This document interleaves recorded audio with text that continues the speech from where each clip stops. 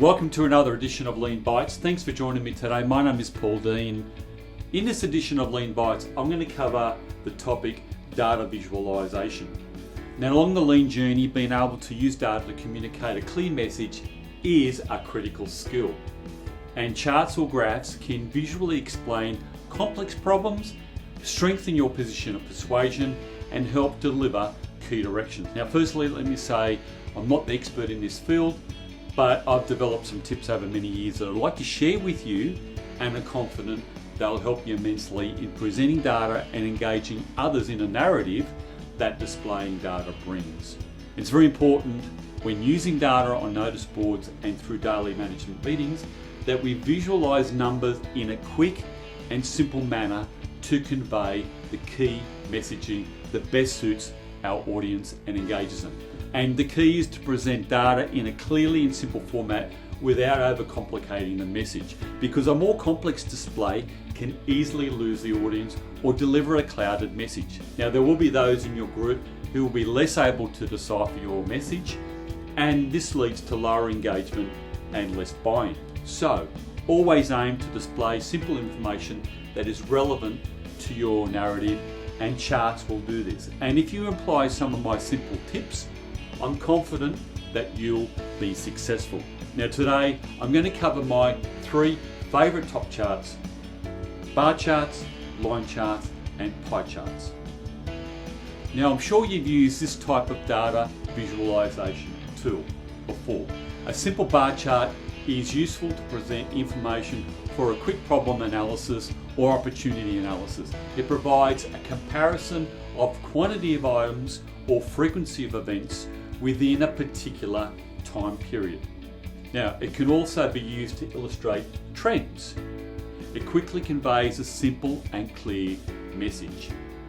Now, there are a few variations: standard bar charts, stacked bar charts, and clustered bar charts. Now, just a few tips for you to consider. Now, I found using a zero baseline helps, and ensure the scale on the vertical axis allows you to present all the data. Now, with clustered and stacked bar charts, avoid presenting too much data on the one chart. Avoid multiple colours, as this can lead to bias for those reading the chart, unless you want to highlight a particular set of data. And sometimes presenting the data in a horizontal format helps if the data labels are too long, and this makes the labels easy to read. You can even rearrange the data from highest to lowest, and that brings me to a great variation called a Pareto. Now, the Pareto chart is a bar chart arranged in descending order of size or importance from left to right to separate and display the critical few from the trivial many causes of a problem, and fundamentally displaying the 80-20 rule, which states that 80% of the trouble is due to 20% of the causes. And the Pareto chart will also show the cumulative percentage for each of the chart as a secondary vertical axis. And this allows you to target the major contributors, which are the top 80%. Another very popular chart that I'm sure you've used is the line chart. It's an ideal method for showing trends, for example, in quality, quantity, cost, customer service, and so on. It is also a very first indication that some problem exists during the monitoring and tracking of quality performance data. It allows you to show changes in variable data on a continuous line from left to right. Now, just a few tips for you to consider. Although line charts don't need a zero baseline, be careful to ensure the scale allows you to communicate the right message. And don't try and place too many lines on the one chart, and be careful when using a secondary vertical axis. Now, ensure the chart quickly conveys the right message. And one variation is a run chart, which is a simple monitoring tool that indicates a trend of change or process with time. Now, observed data is plotted in a sequence and connected by a line to show the runs. You might be very familiar with these common run charts: stock market trends or temperature during the day, and perhaps you've seen a patient's temperature chart during their stay in hospital. And a run chart should display a simple, quick message. Finally, my third most popular chart that I'm sure you've used extensively is a pie chart.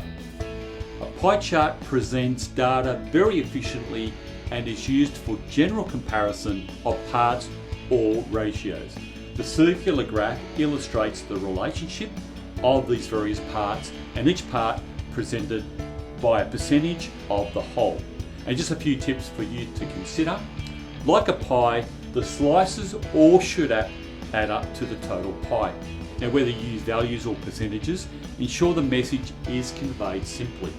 If possible, show the value of the slice on the slice and the name of the slice adjacent to it. And avoid putting too much data on the pie chart, as it only confuses the message.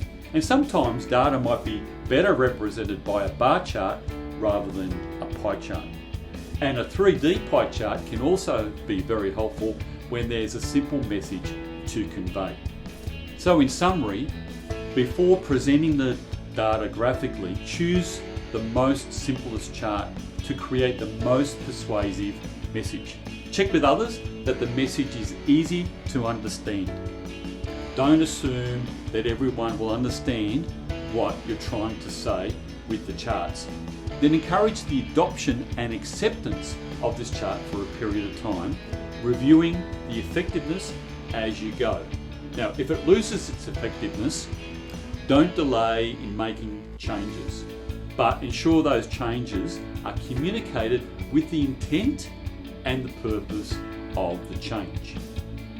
Now, above all, make the visualization as simple as possible rather than being complex. Less data displayed is better than too much data. Now finally, I have a quick and fast rule. Within 3 seconds, the chart should convey to you the key message without any interpretation. And I'm confident if you keep this in mind, it will serve you well. I hope this has been very helpful to better visualize data. And before I go, I'm going to leave you with a powerful quote. Without data, you're just another person with an opinion, Debbie. Thanks for joining me on this edition of Lean Bites.